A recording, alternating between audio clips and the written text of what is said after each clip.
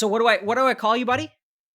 Um, the full name is Nismospoolin. It Okay. derives from cars and racing and stuff like that. Okay. A lot of people call me Nizzy, Nismo, Niz, or you can call me my real name, which is Neil. What do you want me to call you? Uh, What do you Niz is prefer? fine. Niz. Yeah, Okay. yeah, Niz is fine. So Niz, thank you very much for coming on stream today, man. Um Hey, you're welcome. Thank and you for and having me. yeah, our pleasure. So can you help me in Twitch chat understand a little bit about why you're coming on today, how we can be helpful, and what we're talking about? Yeah, absolutely. Well, originally, um, I decided to reach out to you because I was having a lot of trouble with motivation, Okay.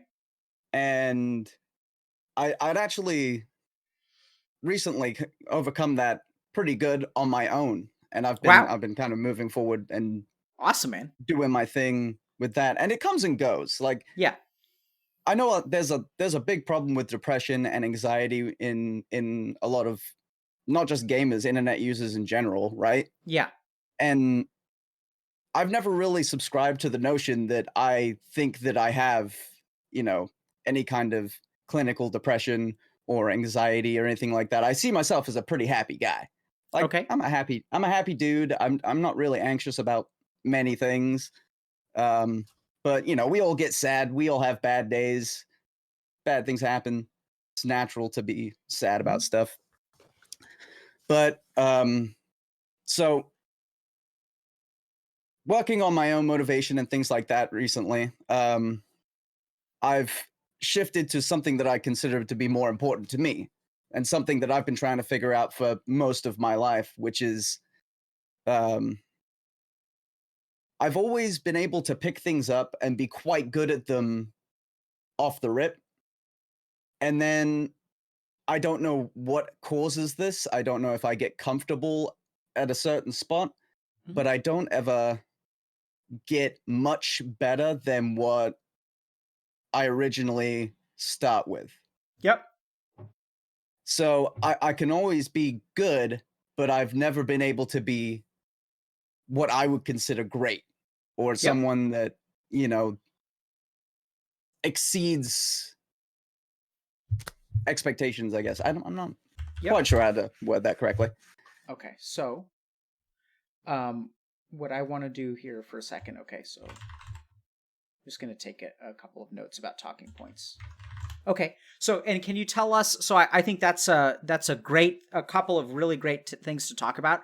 A lot of people are surprised to discover this, but I think I fall in the same camp as you in terms of I tend to hit my peak performance relatively easily and then top out pretty quickly. And so I think that and our perceptions of success tend to be skewed towards a certain kind of person, and we think about success as something that's like built day after day after day in terms of like you put a brick and then you put the next brick and you put the next brick.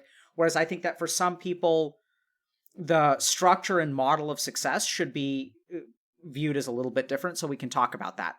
But I think based on your bio, I thought you had a really interesting story and stuff that you were sharing. Can you tell us a little bit about what you've been up to and kind of how you got to where you are? Yeah.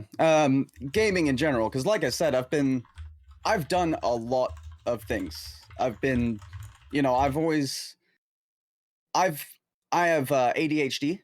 Uh huh.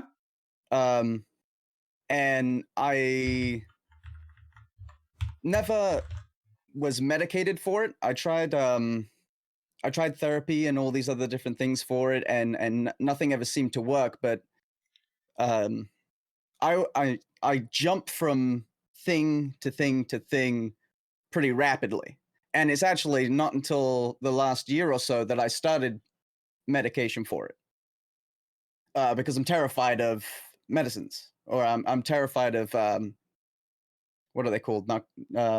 Narcotics. So Stimulants? yes, yeah, I'm terrified of Yeah, all that you and stuff. me both, man. But yeah, so I've lived most of my life jumping from subject to subject to subject and doing stuff and excelling at it and then just like shooting off to the next thing. And with gaming, I'm originally British, by the way. I grew up in England and then I moved over here. And when I moved over here, I got almost immediately into Counter-Strike 1.6. Okay. And I played it just about every single day. Okay. And I got what I would consider quite good at it. And I joined a local team that was what does that mean? did quite good at it.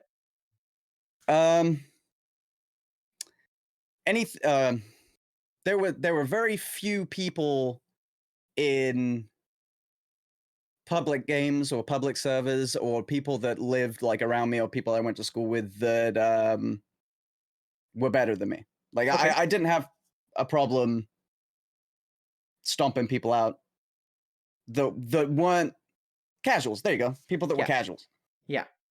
So I got quite good at that, and I recognized that I was quite good at that. So I decided that, I kind of wanted to do more. I wanted to challenge myself a little bit more. So I started to look more towards doing like LANs and competitive stuff. And there was a LAN center that opened up in my town conveniently right around that time.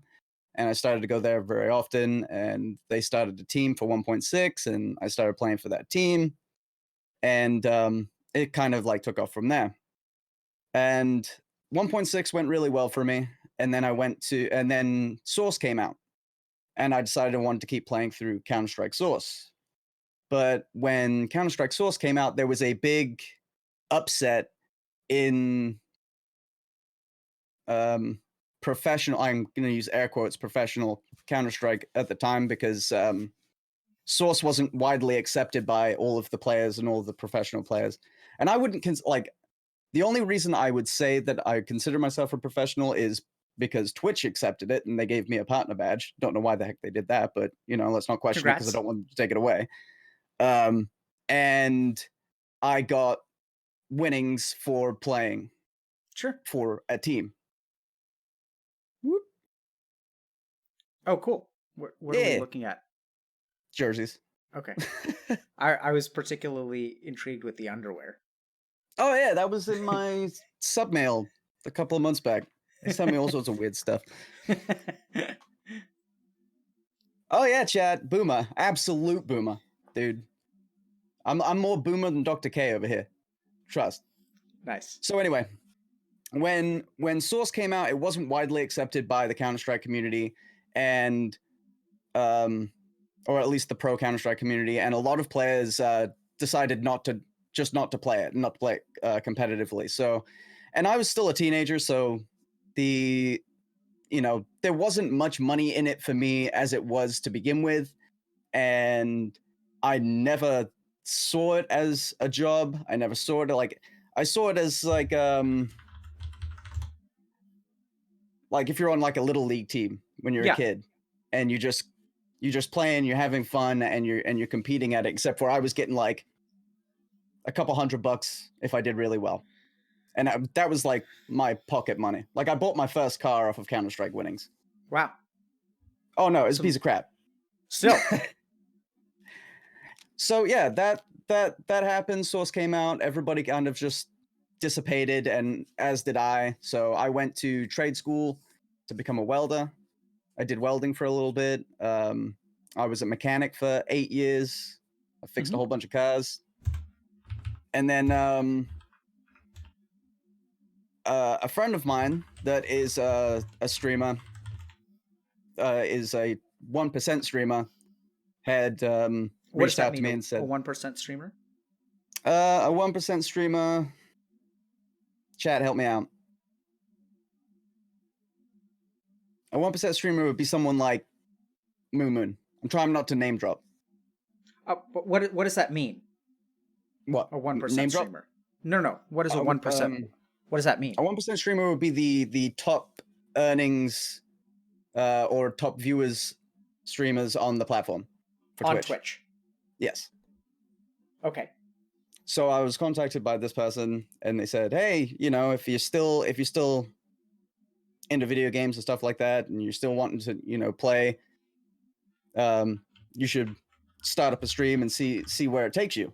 Okay. And I was like, okay. So I did that, and it went really well at the beginning. Okay. It went very well at the beginning because I had this friend and we were working together relatively close. And then things kind of fell off and the viewership fell off and all that other stuff. So I kind of went down from like a 200 viewer Andy all the way down to like a 50 viewer Andy. Okay. So around that time, I was like, okay, well, maybe it's all falling off because I'm not as good as I was because I'm getting older and the shelf life of a player is relatively short. Like it's not like a traditional sport where most people hit like their peak in their 30s. Mm-hmm. So I decided maybe I just don't practice enough, because I'd spent all this time doing traditional jobs and stuff like that. So maybe I just don't practice enough. So I started practicing and trying to change things here and there and do all these different things. And I never got any better. In fact, I would argue that I started to get worse in some aspects of what I was doing. Like I started to like regress a little bit. Okay. And that irked me a little bit. It kind of made me mad and it made me more competitive. Mm-hmm. And I've always been a really competitive person. Mm-hmm. So yeah, when I started to go backwards a little bit, I thought about, well, maybe I need to exercise more. Maybe I need to eat better. Maybe I need to do this. Maybe I need to do that. And I went through almost every single thing that I could think of to get rid of this skill ceiling, like to shatter this ceiling and get better. And I just haven't been able to do it. And it's this ceiling's been there for almost everything, like playing guitar, driving cars, like all sorts of different things. It's always been there. Yeah. And I've never known how to destroy it or get past it. Okay. Thank you so much for sharing. Thank you so much for listening. And I think maybe that this is kind of like the place that I would go to look for the answer. Yeah. So what kind of answer are you looking for? Let's start there.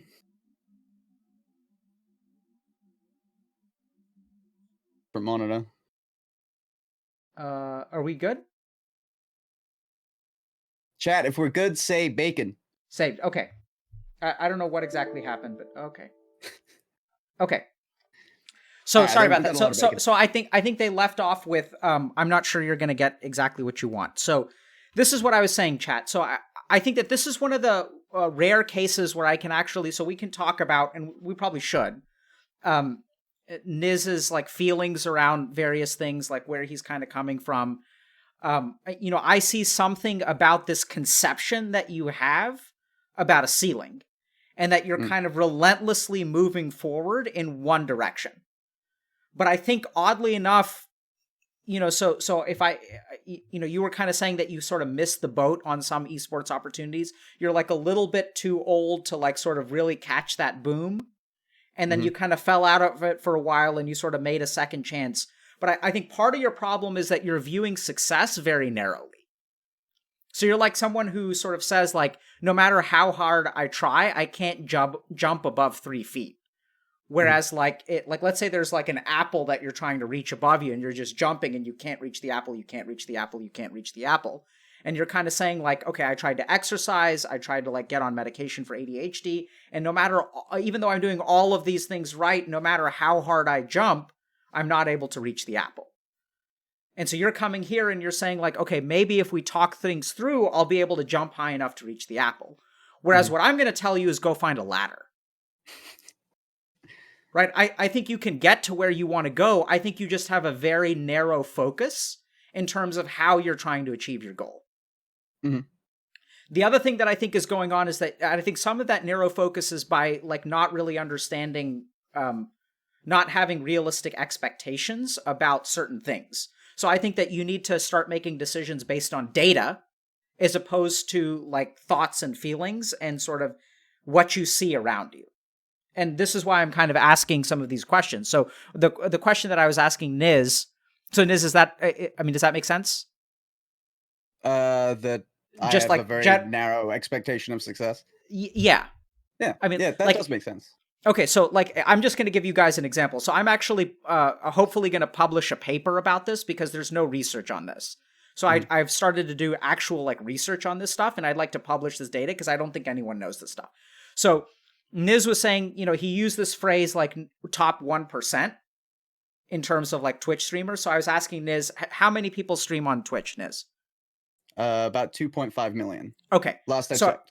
Yeah, fine. So how much do you think the top 500 streamers, what do they make on average per year on Twitch? About a million a year on subs. Okay. Top 300. So I think like that's 1 times 10 to the minus fifth. So I think what is this? Let's do some 10 to the fifth or 10 to the sixth. So if you have 2.2 million people, 500 is going to be like, 1 in 10,000. Right? So like, yes.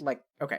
So the top 1 in 10,000 is going to be a top 500 streamer, roughly. So, and you think that the top 500 streamers on Twitch make about 1 million or so. How much do you think the top 300 streamers make on Twitch? Probably about 1.5 million, maybe touching 2 million. Okay. How much do you think the top 100 streamers make on Twitch? 3 million and up. Okay. Easily. And what about the top 10 streamers? In the 10 best streamers on Twitch. Yeah, so over 10 million a year, easily. Okay. And how confident are you in your answers? I would say pretty confident.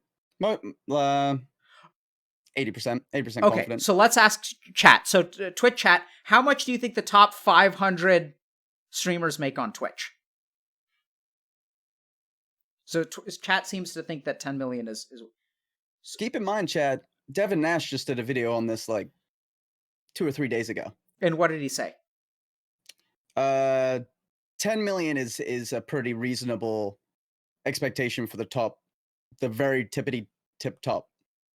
Okay, so of Twitch streamers. I'd be curious about where he's getting his data. So I don't know where to get good data about this, but my analysis has been different. So top 500, like what are people saying? Like people are saying like 50K or so, right? 50K for a top 1% streamer? Yeah, okay. So what do you guys think about top 300 streamers? Way more than 50. Top 300 is 1 mil to 500K. Okay, so maybe I was off. Yeah, and then top... That sounds more right. So, like, I don't know where to get good data about this because I'm new to Twitch, but based on the data that what I did is look at Twitch aggregators and looked at the total amount of subs that Twitch people have, and then looked at a few articles and compared. So there are some articles that are in depth about top streamers and sort of say that this is how much they make from subs. So I don't know how accurate this data is. This is how much they make from donations. This is how they make from sponsorships. This is how much they make from like advertising. Yeah. And sort of, I took the top 10 streamers. I'm not talking about YouTube. I'm just talking about Twitch income. Are you talking about total income or are you talking about income from Twitch? I was actually just talking about subscribers alone.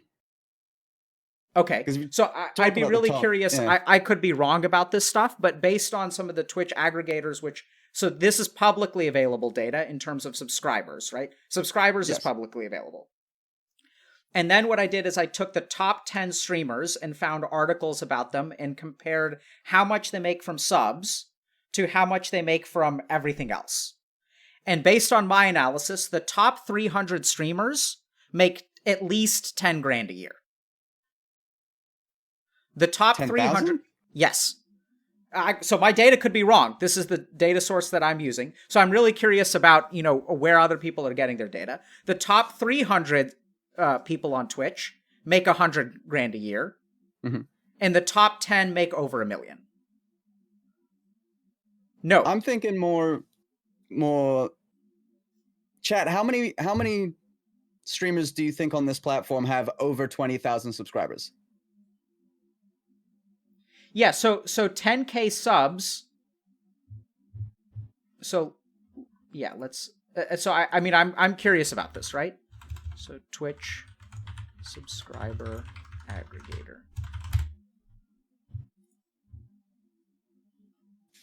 Right, so let's find, you guys are saying who?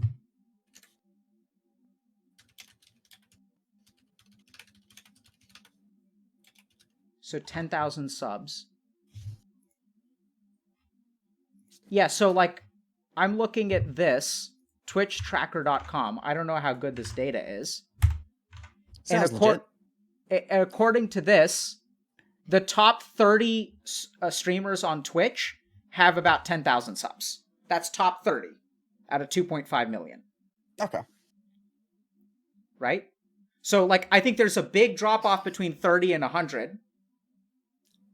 And yeah, so like according to Devin Nash, so I'd be curious about where Devin Nash is getting his data. Because I'm just talking about Twitch subs, so I don't know about other things. But like this website, I don't know how good this website is, but it seems to aggregate Twitch data, and they have APIs and stuff. So if you use this, subs are monthly, right? Yeah. Yeah, and so you get more of a split at certain amounts of subscribers. Yeah, you can renegotiate your split with Twitch at certain points. Let's go to. Let's just do some back of the napkin math right now. I don't know if this kind of stuff is like what y'all are looking for, but so 3,500 times it's $5 per sub, right? And you get 30% of that, so that's 3.5. Yeah, so you get $3.5 per sub once you're a partner, right? No, you get you start out with the initial 50-50 for just tier 1s. Tier 2 and 3 work differently on the split, but we won't go into that. And then once you have 500 for a certain amount of time, then you can renegotiate to 275 and then 3 and then 350. Yeah, so I'm assuming that you're at the 70% rate. So let's just do this back of the napkin math, Twitch. So I'm looking at the top 100. So the 100th person on Twitch has 3,500 subs, right? According to this website. So I don't know, maybe this website is wrong. If you have 3,500 subs and you're making $3.5 per sub, that's $12,000 a month. So from subs, this guy is going to make about 150 grand a year. Wait, and that's the average partner? Or that's the 100 number 100, number 100 on the subscriber count. So this guy is at the bottom. He's number 100 in terms of number of subs.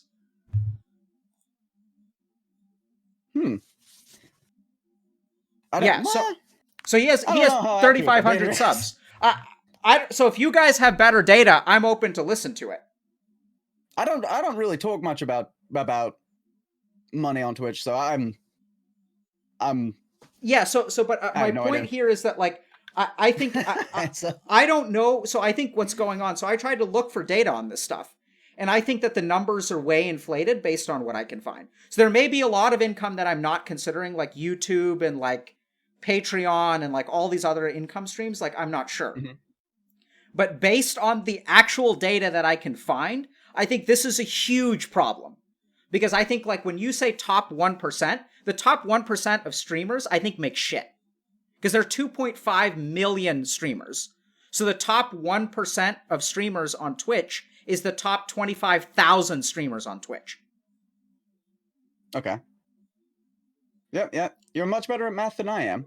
Right? So I think the first thing is like, and like I said, I'm going to publish a paper about this, and I'm glad you guys told me about Devin and things like that, because I think that, you know, I'll talk to Devin about it personally, and I'll watch this guy's toast video. And I think that YouTube in a lot of ways is more lucrative than Twitch. But I don't know, like these guys are the experts in this stuff. I'm not an expert. I'm just a scientist, and I found whatever data I could get my hands on, and I analyzed it.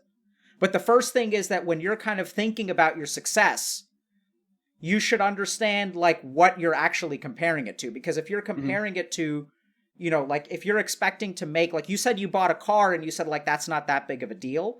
Based on my analysis, that probably makes you quite successful on Twitch. Like you're probably in the top 1%. You're in the top 25,000 if you're making, if you're able to buy a car. It wasn't from streaming. That That Okay. income was from tournament winnings and stuff like that. It wasn't from streaming. I didn't start streaming like regularly until about 2016. But I've it's really hard to explain. But I've been on Twitch since it was just in TV. Yeah. But I didn't start like taking streaming seriously until about 2016. Yeah, so it sounds like that was from your tournament winnings. But the first thing I think, Niz, that we've got to do is take a step back and think about what your goals are and what your expectations are for success. So the first paper that I'm going to publish is going to be about percentage of esports players. Like, I'm curious if you guys want to know this. Like, what percentage of people become professionals in a particular esport? What percentage of professionals earn what percentage of prize pools? So this is the first paper that I'm going to publish. It's going to look at 5 or 6 esports and tell you what percentage of people go pro, what percentage of people who go pro earn a significant amount of money, what percentage of the player base do you need to be in to make $100,000 a year. And the numbers, I think, are going to shock a lot of people, because I have this impression that there's a huge bias going on in the minds of like streamers and YouTubers, which is that we have a huge bias towards seeing the most successful people. So we somehow think that that's common. Whereas, like, as people are noticing, 2.5 million people are streaming on Twitch. Like, most of them get like less than 5 views per stream for the lifetime of their stream. So there's like this huge community of like, and that's where we need to think about ourselves. So my sense, just a short conclusion to my paper, is going to be that your likelihood of earning a salary where you make at least 100, or not even a salary, a total lifetime winnings in an esport of 100,000 is the same percentage chance as you playing basketball in high school and ending up in the NBA. If you were on the high school basketball team, your chances of entering the NBA are the same as if you play an esport, making 100,000 of lifetime earnings. And I think there's people sorry, I yeah, didn't go mean to for cut it. you off. There's a lot of professional Counter-Strike players now who's, after their entire career spanning from 1.6 to CS:GO, and they're on massive organizations, that their total winnings is for their entire career is like 150,000. Some of them. Yeah. Not all of them, but some of them. So I think like the first thing is that if you're interested in making it in this business, I think you've got to be really realistic and don't set yourself up for a false standard. I don't think it's I don't think my problem here is, or my ask here is like monetary success or stream success or anything like that. I think I'm too competitive. I'm way too competitive, and I don't know how to dial it back. And I've never been able to freaking dial it back. What do you mean by way too? Oh, sorry. Go ahead. Oh, it's ruining my content, because when I play a game that I don't care about, or when I play a game strictly for fun, my streams are way more fun to watch. I'm more laid back. I'm more funny. I do all sorts of more sub games and stuff like that. But if it bites me and I get competitive about it, then everything makes me upset. When things don't go the way I expect them to, or if if I get outplayed or something like that, which happens often now because I'm 30, I'm an old man. So I get outplayed all the dang time. But it makes me mad, and it makes me more mad than it should, because I know that part of my life is over. I'm not a professional player. I'm not a professional player in even this era of esports. Like, I just want to make content, and I just want to be happy making that content, and I just want to make the people that enjoy that content happy. Okay, that we can definitely. So now we're going to switch gears. Okay, so thank you for sharing that, Niz, because I think that this is going in a direction that I don't know if that's going to help you. But I think what I'm hearing from you is that you make your best content when you're free from expectations. And when your expectations get dashed, that's when you sort of get into a funk. And the funk, in turn, negatively impacts your content. Yes. So I think that, so the reason I sort of mentioned all the Twitch data is because I think it starts with expectation. Right? So you're saying that the crux is when your expectations are dashed. That's when you start to tilt. And when you start to tilt, the content that you produce and the way that you play the game gets negatively impacted.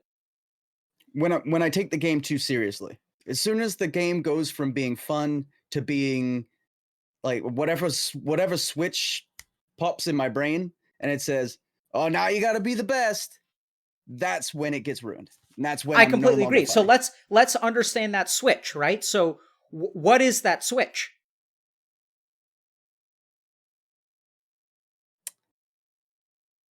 Probably my ego getting dashed from somebody being better than me. Okay. Even though And I tried to tell myself, you don't care about this game. You don't care about being good at this game. Like, it doesn't matter. Don't worry about it. It still happens. And it happens so in every game. what hurts when someone is better than you? Like, you tell yourself that it doesn't matter, but it clearly does, right? Yes, it So does. It what you does. tell yourself is that it shouldn't matter, but if you want it to not matter, telling yourself it shouldn't matter is not the way that you do it.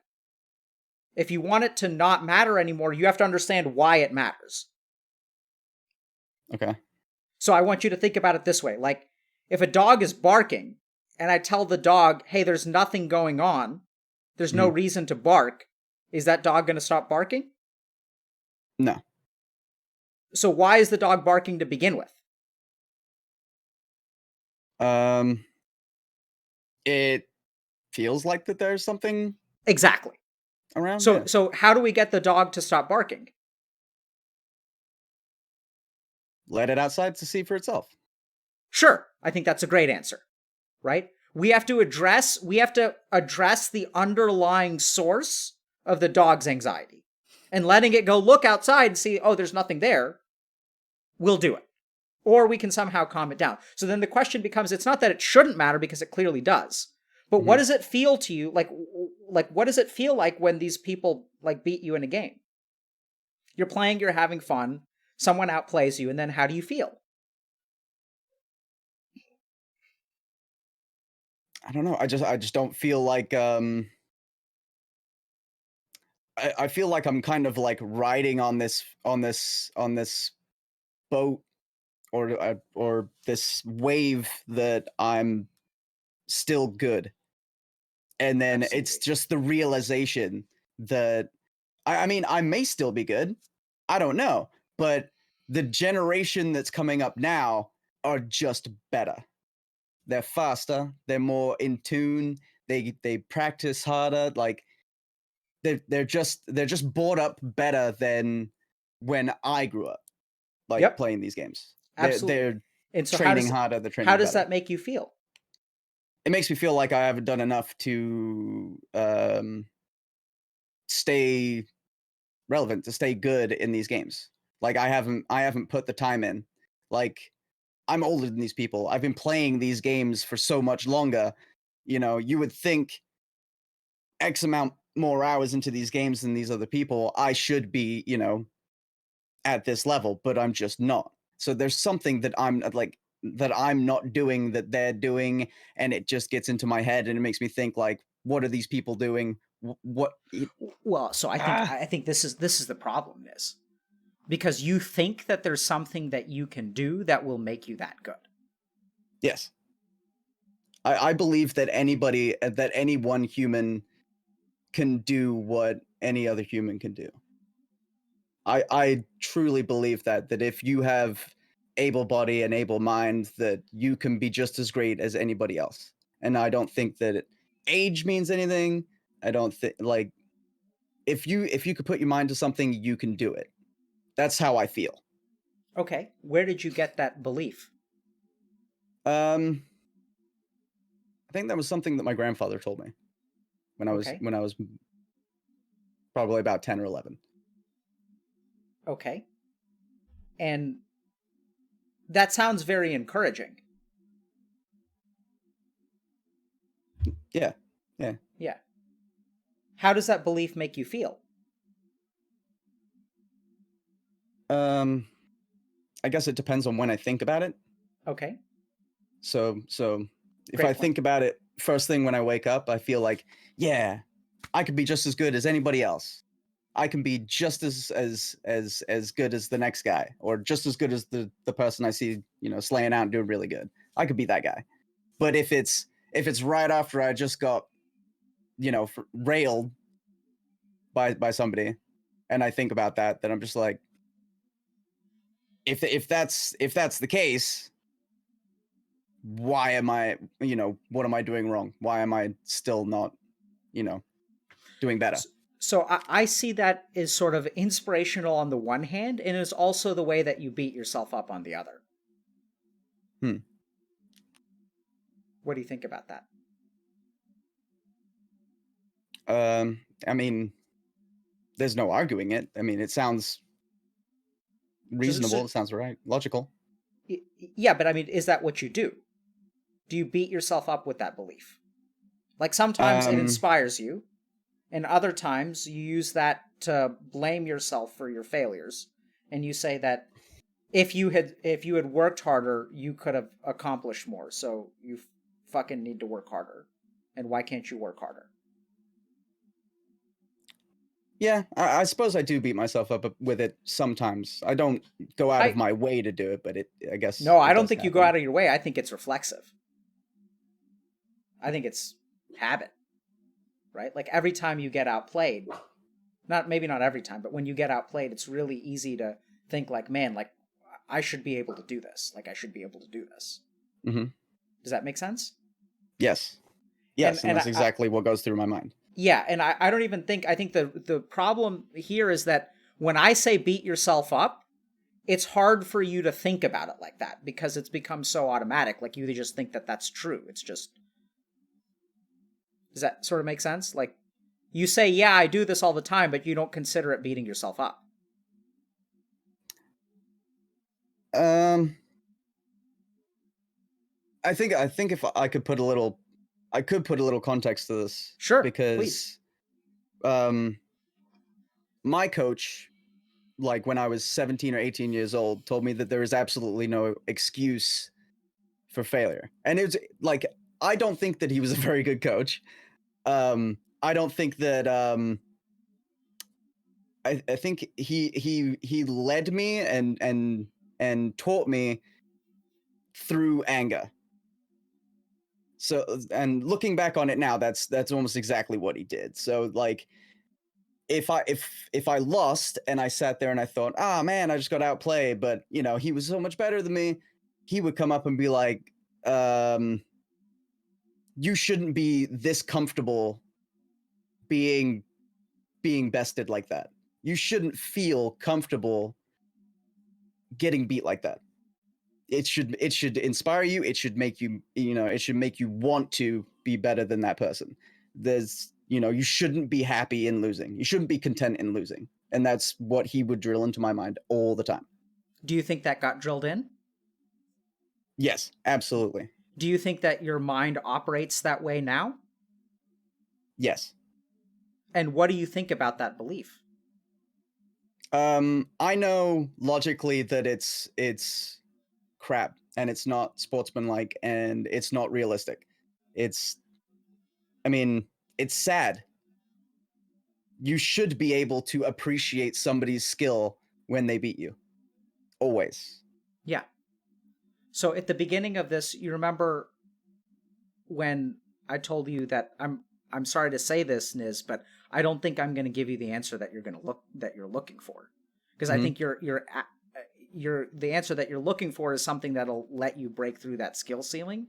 Whereas I Mhm. think the basic problem here is that like your premise about the ceiling is wrong, right? That you're telling me that he led you through anger and you started to believe that there's like you should want to be able to beat them, and you should start with the belief that it is possible to beat them, because if you don't start with the belief that it's possible to beat them, then there's like that's what fuels you to go forward. And I think this is the pattern that you've kind of you've reinforced time and time and time again. And I think the Mhm. reason that you give up is because, in a weird way, like, you lose heart because you don't live up to your own expectations, so then you quit. Like, you set such a high standard for yourself that the only option is failure. So, like, let me ask you this, Niz. I know that sounds weird, but we'll get there. So, like, when you switched from when you were playing 1.6, how did you feel about yourself? Great. I felt Tell me great. about that. Um, there was a number of things I did at that age that I was competitive in. I used to race motocross.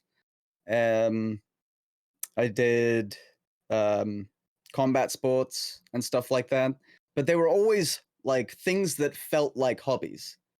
Like the racing motocross was my dad's idea, and it was kind of like what he wanted me to pursue. So I Mhm. did that to make him happy. The combat sports felt like just kind of something to do after school. So but the gaming was something that I was passionate about and that I drove myself to get better at So and let's pause for a second. What was the goal that you were driving yourself towards when you were playing 1.6? to have fun. Okay. Because back then there was, I mean, esports was Cyber Athletics League, which Yeah. was basically a forum. Okay. So what I'm hearing you saying is that your goal was to have fun and get better. Yeah. So let's talk about the transition to Source. How did you feel when Source came out? When Source came out, I'd been competing for a little bit, and I'd kind of like knew there was something there, but I didn't see the future in it because the game was like so horribly accepted that I was like, okay, well, that's it then. That no one's gonna play this game professionally. There's no point in me staying here. Like, I'm just gonna go to school. So that's why I went to trade school and I went to university. And that happens like a lot in esports. Like games will go up and you'll work your butt off to get really good at that game, and then that game will kind of like fall off, and then a new game will pop up, and then you've got to constantly be chasing different games all the time. If you constantly be chasing different games for what though? Why are you chasing that game? If you're making a career out of it, then you know to So win then why are you okay? So would you say that to make a living out of it. so would you say that the reason that you were tried to get good at Source and ultimately the reason that you left Source was because you felt like you couldn't make a career out of it, or that winning was insufficient to make a career?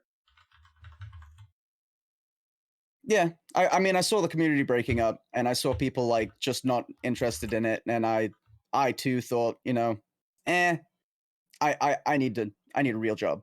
I need a real job. I need real education. Like this So doesn't make any money. I'm not hearing anything about this sort of drive to succeed, drive to be better than everyone else, drive to win, drive that if you put in enough time that you will be successful. I'm not hearing any of that when it comes to Source. Well, Source falling apart didn't have anything to do with my personal drive. Like I Okay. could still be good at the game, but if the game doesn't have the competitive following, like that there's nothing I can do about that. Yeah, of course. So so I put that passion into school. Okay, yeah, but that's all I'm saying, right? Is that I'm not saying that it wasn't warranted for you to think what you did. I'm just noting a distinct difference between your attitude between 1.6 and Source.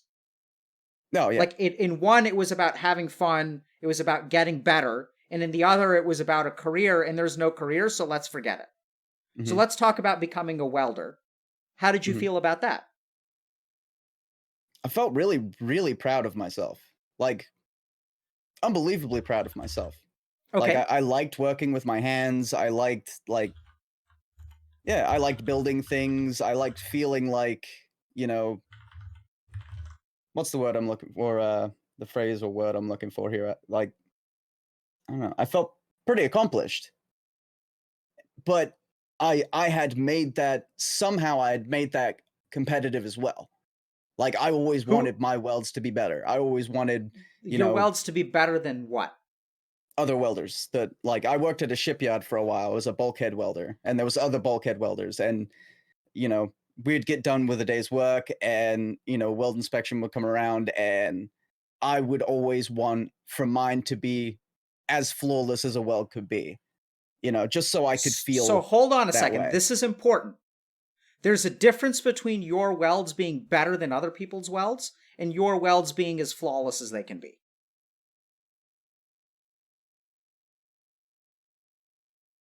Ooh. What's the distinction, though? I'm not seeing Exactly. it. Exactly. Okay.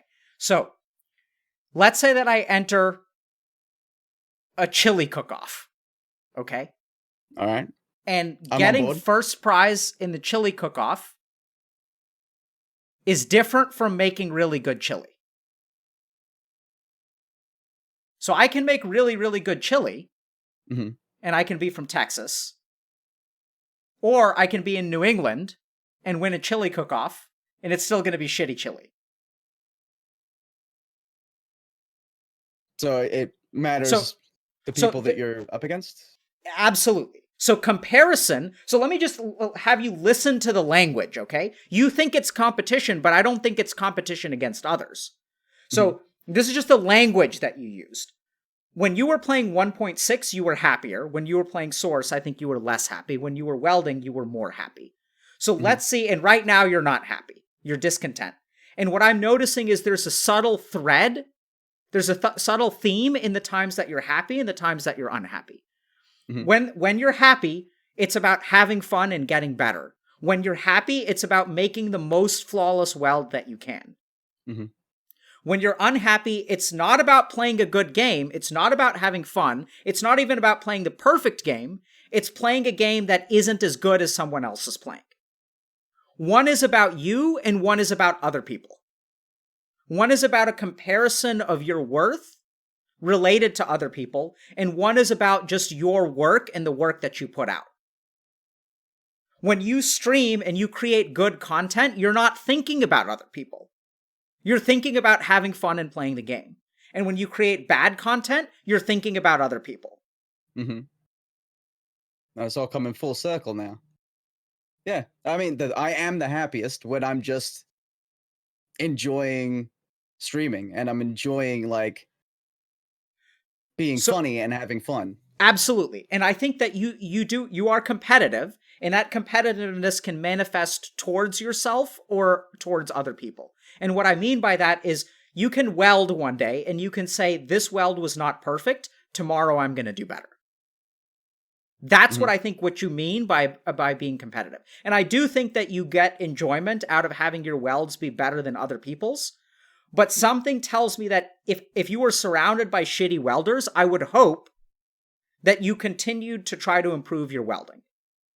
Yes. That there's a difference between creating like a good product and creating the best product. Like there's a difference between being the best and being better than other people. Oh, my dog. That's okay. Does that... Hold on. He's doing exactly what you were talking about a minute ago. Yeah.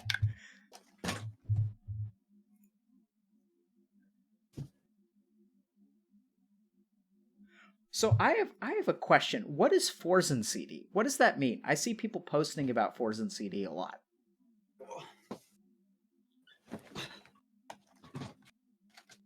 So he's gonna hang out with me now. That's okay. So, chat and Dr.K meet zero. He likes to bark at nothing. He likes to what? Bark at nothing. Okay. Okay.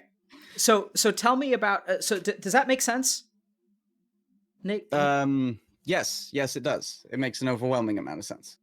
And tell me what you understand. What I understand is that I'm focusing too much on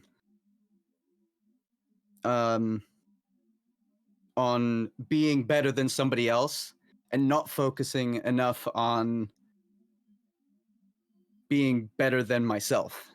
Absolutely. So now we're going to go to one last example. Okay?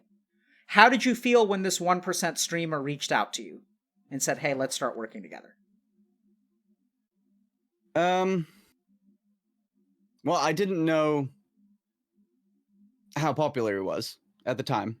I just felt like an old friend was reaching out to me, and I felt like good. And how did you feel then? Nostalgic, like good. You know, like how you feel when any old friend reaches out to you. Absolutely. After, 10 years? Generally positive. And how did your feelings change when you started to discover how popular they were? I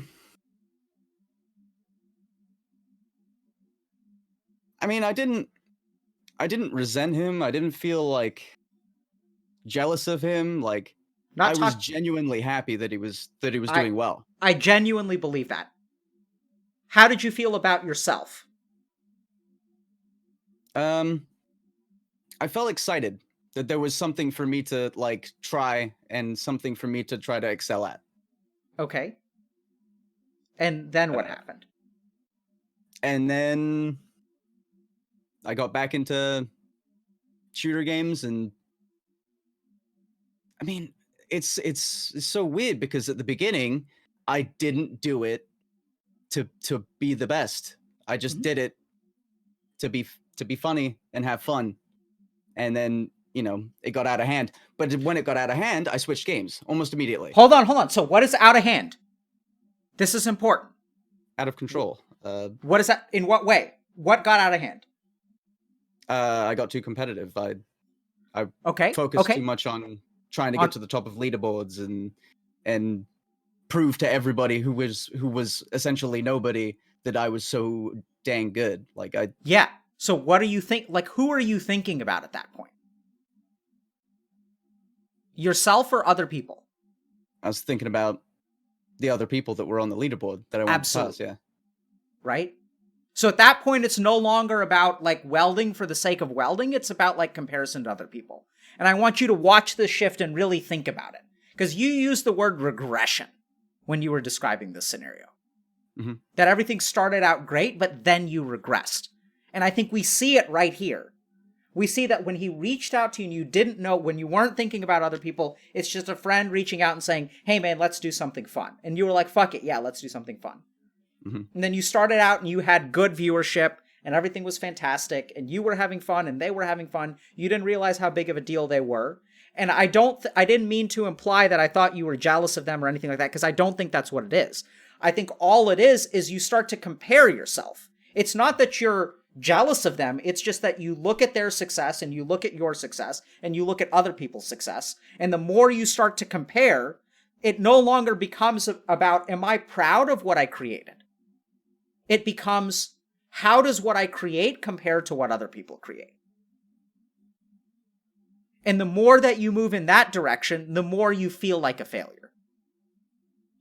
And then you have this fucking belief, which I think is adaptive and toxic, that if you put your mind to something, you can accomplish whatever you want to. I do not believe that at all. Because I don't believe that you control what happens in this world. I think all you control is what you do. I do not believe that I can become president of the United States and that anyone who puts their mind to it can become president of the United States. I don't believe that. I think it's fucking ridiculous. I don't think anyone can become a doctor. I don't think anyone can become a TI winner. Or anyone can become a professional esports player. I don't think anyone can become anything that they put their mind to. I don't think that anyone can cause someone else to fall in love with them. I think all you control in this life is what you do. You don't control what you get. Mm-hmm. I can wake up and I can do research and I can practice and I can create a chili that involves beans and 3 kinds of bacon and 6 kinds of peppers. And I can make the best chili that I can make, but I have no control over whether I win the contest.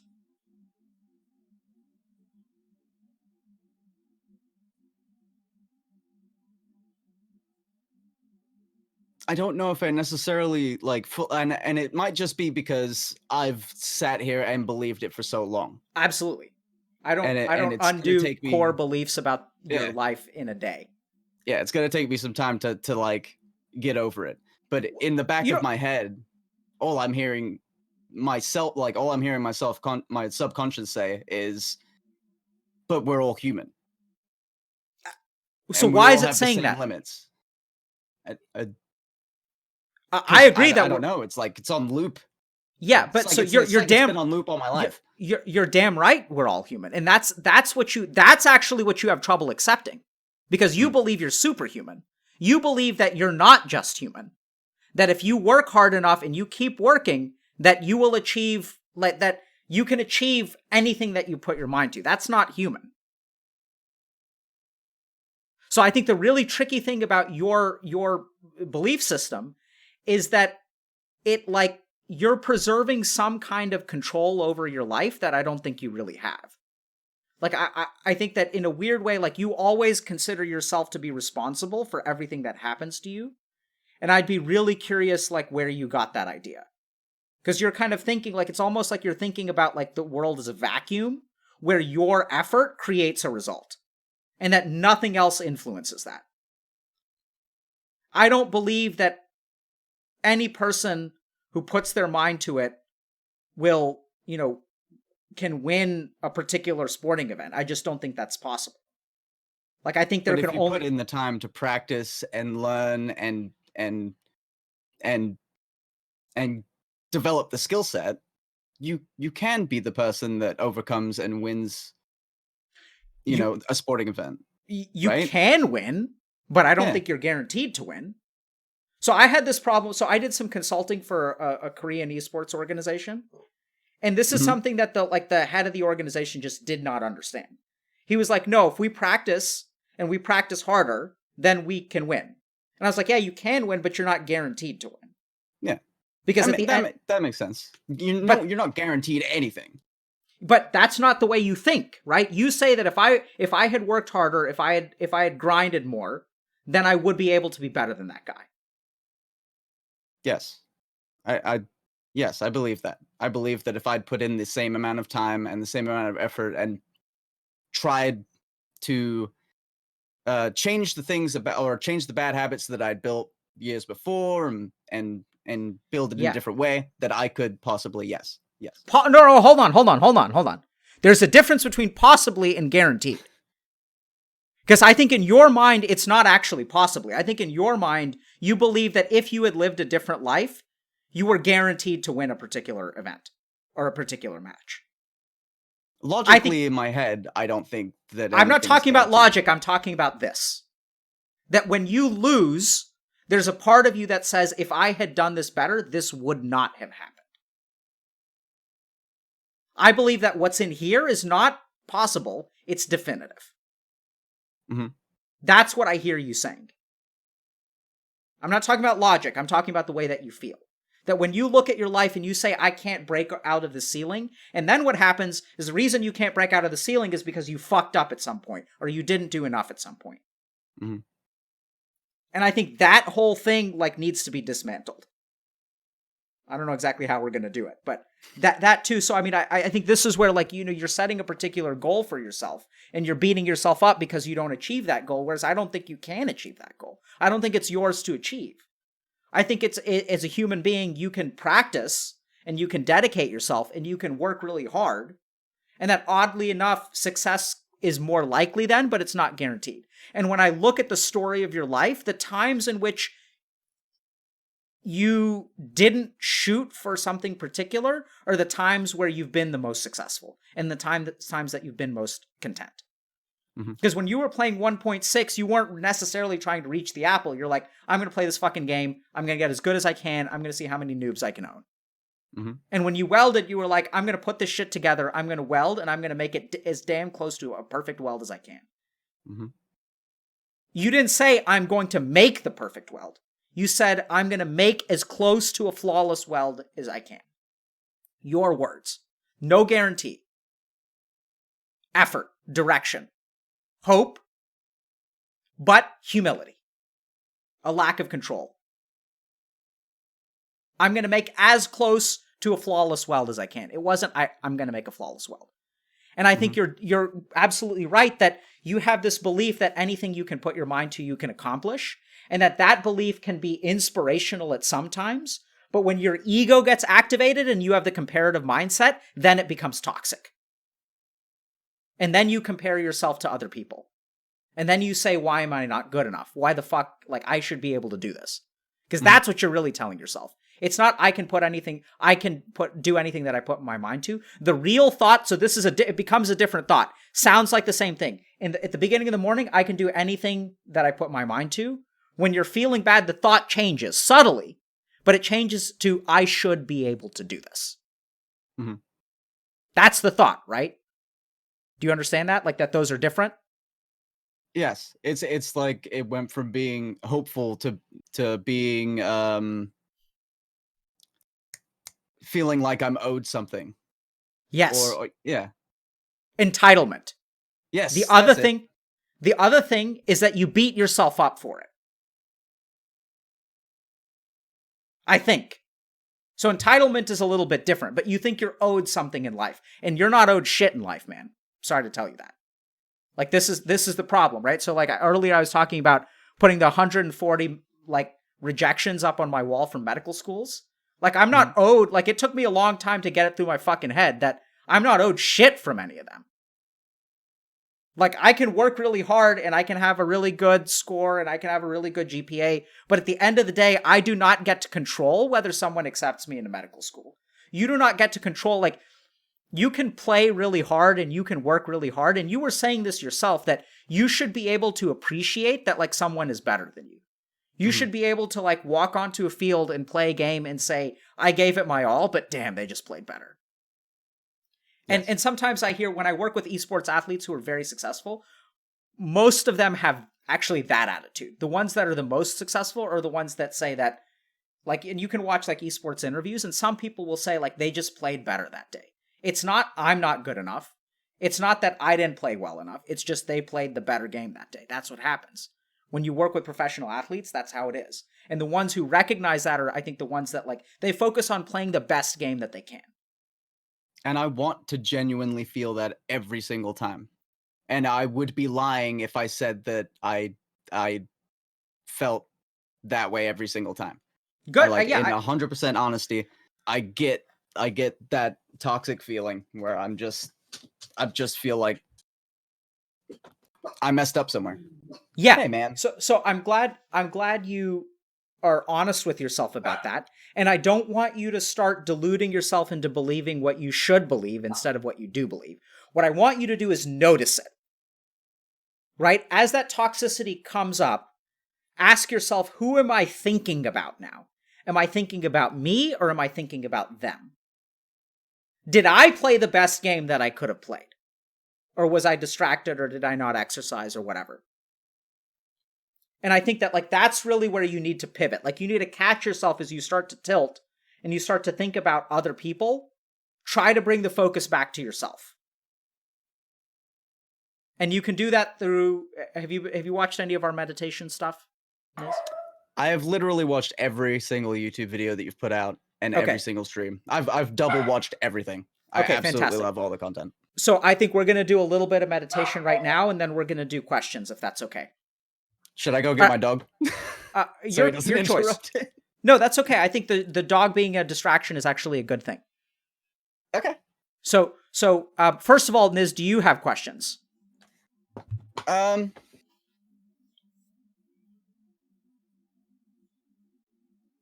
do, but I like ADHD brain. They've escaped me, and I'll have to find them again.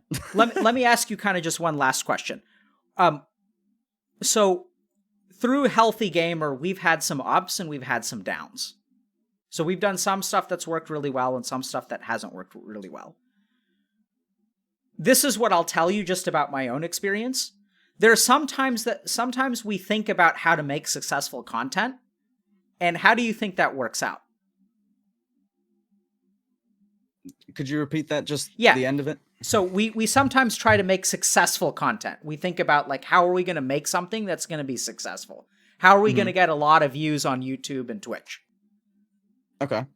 And what do you think happens when we think about that? You probably overanalyze it, maybe, and you overthink it, and it doesn't perform the way you think it should, because it's actually way simpler than it seems. So how do we, what's that simplicity? How do we make successful content? Make it digestible. Make it something that's so simple. Everybody, anybody from any mindset, from any education level can see it and desire to click on it and watch. Okay. That is exactly the kind of thinking that leads us to failure. Oh. So here's what we do. Do you think when I started interviewing you and when I interview people, do you think I think about making it digestible for everyone? No, I don't think you do. What do I think about? In the actual videos itself, in the actual content, I think you're thinking about the situation at hand, the person that you're talking to, you know. Absolutely. Yeah. So I have no idea if this is going to get upvotes or downvotes, and frankly, I don't fucking care. Mm-hmm. We make our best content when we stay true to our mission, which is building the best piece of like welding equipment we can, which is to get on an interview with you, and all I care about is you. That's what happens. That's all I care about, is like serving you and helping you. And I think that's what resonates with people. It's like if you make chili, if you don't try to win the chili contest, that's exactly what you were talking about earlier, which is all this marketing stuff, which I know that a lot of people who are way more successful than I am understand, which is like how to make digestible stuff. You know, we have people editing our YouTube, so I know that that's an important part, but at its core, it's to play the best game that I can. It's not to play the game better than anyone else. I don't want to beat anyone on YouTube. Anytime I think about that, it fucking gets in my head, and then like I'm not thinking about you, and then I can't help you. It's to do the task at hand, and do that task as best as you can. I feel like there should be, man, I always have trouble coming up with the right words. I know what I want to say up here. It's there. I just don't know the freaking words. Say a shitty version of it. I feel like there should be milestones as to how I can get myself to change that thought pattern. I feel like there should be like things that I can practice and things that I can tangibly see and do to stop myself from thinking like that, because I don't want to think like that. Yeah, like absolutely. And like I said at the beginning, I am a genuinely happy person. I do like I'm a happy guy, and I do genuinely stream for chat. In fact, I watch most streams for chat. Like, I get my entire entertainment out of twitch.tv from chat, because chat's reactions are hilarious to just about everything, and it's just like, yeah, but just think about that for a second, right? So when you watch chat, there are two ways to watch chat. One way to watch chat is for your enjoyment and to create like a good interaction for yourself and for chat. The other way to watch chat is to see if chat likes what you're doing or doesn't like what you're doing. Right? Like, do you see the difference there? One is about like you being there in the moment and just creating a fun experience for yourself and for them. And the other is like, oh, let me try to do whatever chat likes. PogChamp 5 head force and CD. Lol, lol, lol, lol, lol. Kek Pepe hands. Like, I mean, I get a kick out of it even if they hate me. Like, exactly. But but see, that's just think about that for a second, right? Because what you're thinking about is their opinions of you and your comparison doesn't matter. It's about you focusing on yourself. And you're absolutely right that there are milestones and there's a path to move from this way of thinking to a better way of thinking. And I think that path starts with meditation. The other thing it starts with is for you to notice within yourself and try to see, like, what are you zooming in on? Are you zooming in on the act? Or are you zooming in on the outcome? Are you trying to fulfill an expectation? Or are you trying to just play the best game that you can? Right? Like, every time I load up a game, I can play to win, or I can play the best game that I know how to play. Those are two very different things. I want to stop being competitive like that. I want to, instead of think about how can I play the best game that I can play, I want to think, how can I be the most entertaining person that I can be, instead of worrying about the game at all. Because Yeah. some of the best, most entertaining streamers that I've ever seen could care less how they're doing in the game. In fact, most of the time they're intentionally playing bad because it's funnier that way. Yeah. So I I mean, want that. so I think this is where you start. So we'll do meditation in a second. But what I want you to do, Sorry. what I want you to see is just notice. So it starts with noticing. So this is like a big thing that I believe that many people like don't believe. I believe that noticing and understanding is actually enough to change behavior. Mm-hmm.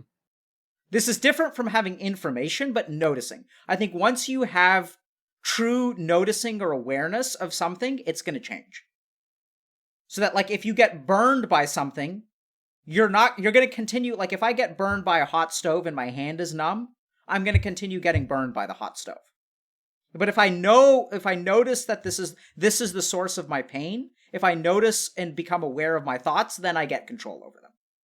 I think the problem is that you don't know how you shift from one mindset to another. So the first thing you've got to do is just notice the shift. Then you'll get control over it. As crazy as that sounds. I believe, so this is the other big thing, is people think that like I made some magical transformation. That I was like a caterpillar and I became a butterfly. Like I was failing out of college and now I'm super successful. They don't understand I'm the same fucker that I used to be. I'm just as lazy. I procrastinate just as much. And they're like, how does that happen? It's just, I just notice stuff about myself. It's not that I've changed. It's just, I just see that shit. I understand a little bit better about why I procrastinate. And sometimes that's enough. So start with the noticing. So when you have a good day, like take a step back and like ask yourself, why am I having fun? When you start to not have fun, notice that too. Say, oh shit, I'm not feeling good about myself. And then ask yourself, what am I thinking about? Am I thinking about other people or am I thinking about myself? How do I get the game back on me? Like, how do I focus on myself again? How do I stop looking out the window and start looking in a mirror? You know, like that's what you need to do. Just start with that and then meditate. So we're gonna do the alternate nostril breathing. You remember this one? Yeah. Yep. So let's I was practice doing this right before the call. Oh, fantastic. Yeah. So we'll do it a little bit more, okay? So this is the practice for those of y'all who haven't seen it. So we're going to do alternate nostril breathing. So take your thumb and block your right nostril and breathe in through your left.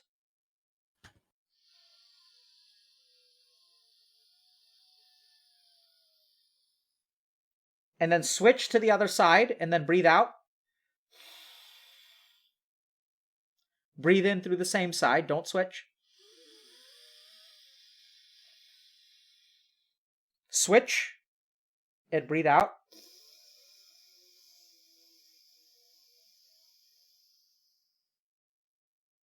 Breathe in.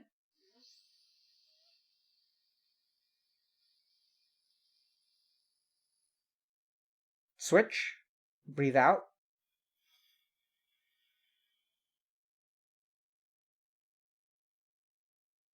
Breathe in.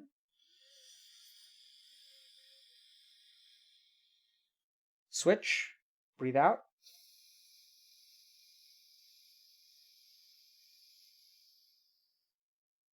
Breathe in.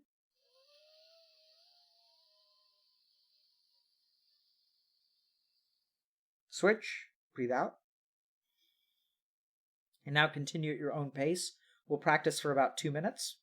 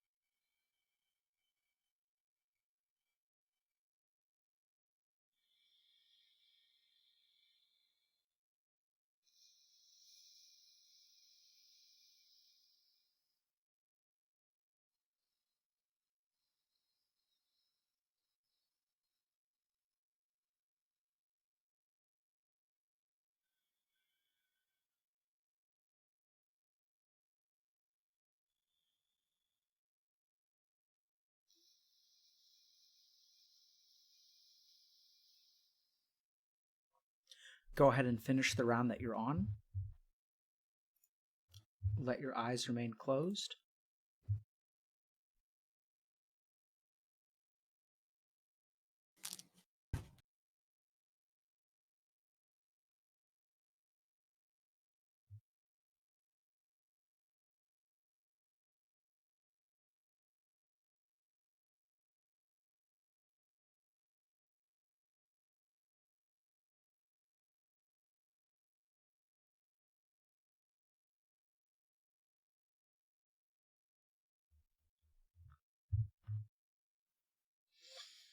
All right. Go ahead and come on back. So, I want you to take a snapshot of how you feel right now.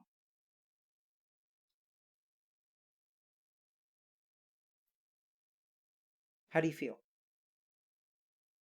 Determined. Hungry. To do what? To do better. To be better. To think more without the restraints of competitiveness. Because that's what I feel. That's how it feels. It feels like I'm being tied to a radiator in a basement. Yeah. That's how competitiveness feels to me now. Yeah. It used to feel good, but now it feels like a crutch. Those thoughts, I think, are actually another radiator. So I'm chained to 2 radiators down here? Yeah. I don't mean to, and I think that's okay. You're on one step, but eventually you need to let go of that too. Right? So as you breathe, as you focus on yourself, your goal is to actually be completely content with where you are. Mm. But I think we'll settle. So you're right that there are milestones involved. The first milestone is to step away from comparing yourself to other people. And then eventually this milestone needs to be shed as well. But this is a great place to start. And I think that you're very competitive and goal-oriented by nature. So I think that that's fine. But eventually we want to take that away too. But we'll work on that. My goals! Yeah, so I think you're way too goal-focused. And I think the challenge here, so I'll leave one last thing with you. I think the reason that you shift too much is because you get highly, highly determined. And it's that determination that you rely on to move forward. And then one day when you wake up and the determination is gone, it's very difficult to move forward. So oddly enough, what you need to do is learn how to move forward without determination. Which is, like, tricky. Yeah, I mean, at this point in time, makes little sense to me, but you understand the pattern, right? Like, you wake up and you're like, gung-ho. Today's the day, like, we're going to do it. And you're motivated and you're optimistic and you drive forward. And then what happens when you wake up and you don't have that? Because that feeling goes away, right? I feel mad at myself. Yeah. And like then I'm missing an important part of myself. 1.6, source, welder, mechanic, back to Twitch. Because that determination wanes and then you blame yourself for not being determined. Whereas what you really need to do is learn how to operate without determination. That your motivation is going to fade over time. Like, you just have to understand that. This is maybe a conversation for a different day. Let's start. Yeah. We'll talk down a whole other hole. Yeah. So I think like how to act without that internal sense of determination. I think some people in Twitch chat understood. I'm very impressed with Twitch chat, by the way, because I think they're picking up a lot. I love you, Twitch chat. I love everything about you. Never change. Niz, I think it's awesome that you came on. I know that I'm sorry I wasn't able to quite give you what you want to, but I really do believe that this is going to help you move forward. So start to focus. I feel like I actually got a lot. I feel like I got a lot from this. And I think actually the really cool thing is that you did such a good job of moving to a new place that we are opening up an entire new can of worms. But you can't open up, you've actually hit a milestone, and what I'm telling you is I see a whole other plateau that you need to climb and move down, but that's for another day. Okay? Absolutely. Strong work, man. Thank you for coming on. It was an absolute pleasure. Thank you so much for having me. Thank you. And hopefully Chat, thank you so much for we'll having be me. able to check in with you again in a few weeks or a few months or something, okay? Right on. Okay, we're gonna Have a great day.